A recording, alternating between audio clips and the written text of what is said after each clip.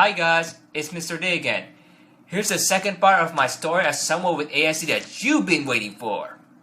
Of course, I went to college after finishing high school, and I'm confused for campus options. I really wanted to take engineering courses because it fits my passion. And in the end, I picked Swiss German University, majoring in industrial engineering. Still, my college life isn't always smooth, and I experienced massive culture shock.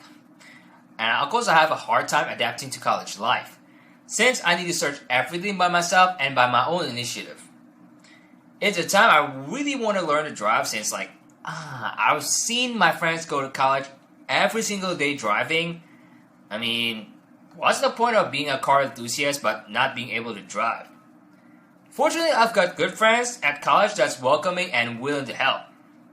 And they treated me, and our friendships gets even more solid in the third semester, in which industrial engineer and mechatronics students train at ATME, in which we are taught machining methods such as milling, turning, drilling, welding, and more. There, we also stay at the same hotel with our family members. And we also buy food or drink, gas, and finish assignments by ourselves. And that requires self-control, and it really teaches us independence. After that, I've taken an internship in PT Toyota Motor Manufacturing Indonesia, which is one of Toyota's factories in Indonesia, for 2 months. There, I've checked the database in the company and car defects. And that demanded more independence, responsibility, initiative, self-control, planning, and more. After that, we returned to our college lives, and we're ultra busy. So far, I'm spending nights at college to finish our college assignments. And that's not all. We also prepare things for our 6th semester in Germany, from language lessons, searching for jobs, searching for dorms, and many more. I spent my 6th semester in Germany to get my double degree, in which I've studied at Fachhochschule Südwestfalen in Soest for a month, and I've spent 5 months in internship at Asyot and Gottschalk. In Asyot, I've done machining work such as milling and drilling, as well as packaging, while at Gottschalk, I've done assembly and packaging of electric parts. Of course, I've experienced another culture shock, such as different work culture, and of course, language barrier. There, I also experienced German's well-known ironclad discipline, especially regarding to punctuality. You know, Germans are known for really punctual. And it's not always smooth, but I have good friends at work that's ready to help me out. And in fact, one of them drove me to bus station during Ramadan. Man, I miss you, Adele. Speaking of my life when I was in Germany, it's quite tough staying outside of Indonesia all alone without my parents or other family members. There, I needed to buy and carry all the necessities all by myself, such as food, drink, phone credit, and many more.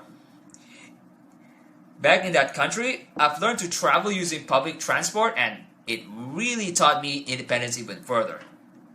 And it gets even tougher during Ramadan, in which I fasted for 19 hours all alone without anyone to accompany me or wake me up. Try 19 hours without food or drink. My fasting experience in Germany is the longest I've ever been, from 3 a.m. all the way to 10 p.m.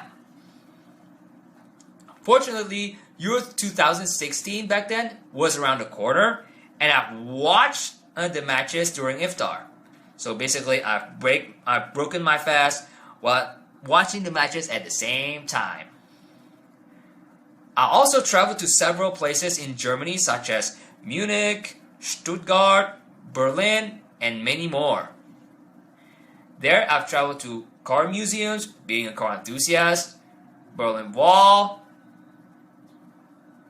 Brandenburg Gate, and many more places. After my return to Indonesia, I was still busy preparing for my thesis and at the same time keeping up with my assignments. And one of my most important lecturers have just resigned.